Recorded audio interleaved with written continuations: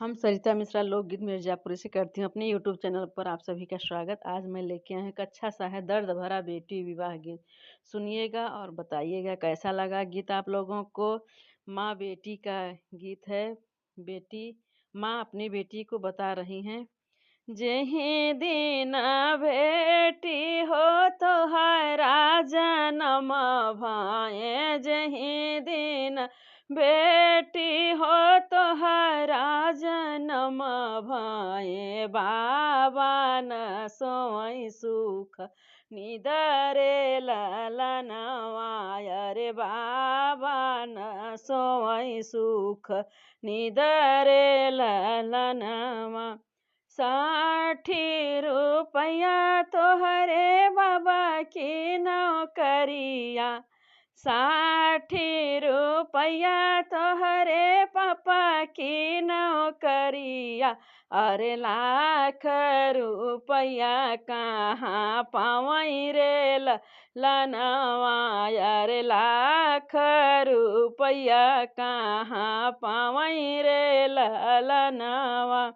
जब बेटी भैली हो बरह बरिसवा क, जब बेटी भैली हो बरह बरिसवा क, बाबा तोहार करई बर खोजी रे ललनवा, रे बाबा तोहार करई बर खोजी रे ललनवा। एक बन गईले दूसरा बन गईले नी, एक बन गईले दूसरा बन गईले, अरे तीसरे में पहुँचे विदेश रे ललनवा, अरे तीसरे में पहुँचे विदेश रे ललनवा।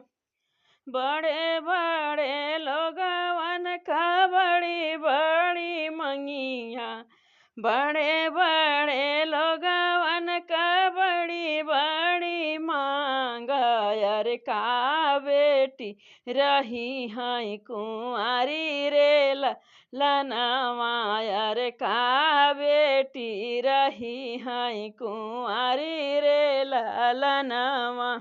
बेटी के बाबा कनी चिपगड़िया, बेटी के चाचा कनी चिपगड़िया, अरे हाथवा जोरिया भाई ठाढ़ी रे ललनवा, अरे हाथवा जोरिया भाई ठाढ़ी रे ललनवा।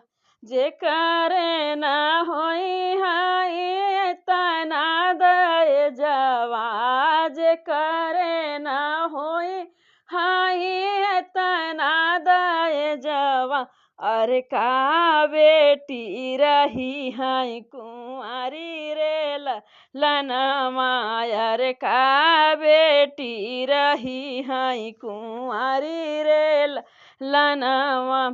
एतनी बचन सुने भैया हो कवने राम, एतनी बचन सुने भैया हो कवने राम, सुन बाबा अरज हमार रे ललनवा, अरे सुन बाबा अरज हमार रे ललनवा। हमहू जे करबई बाबा नौकरिया, हमहू जे करब ई बाबा हो नौकरिया, अरे तब बहिनी करब बियाह रे ललनवा, अरे तब बहिनी रचब बियाह रे ललनवा। 9 लाख हाथी हो 9 लाख घोड़ा, 9 लाख हाथी हो 9 लाख घोड़ा, अरे 9 लाख दए जा जे देबै रे ललनवा। अरे 9 लाख दए जा मैं देबै रे ललनवा। गड़िया जे बैठी बेटी जई हैं ससुरवा।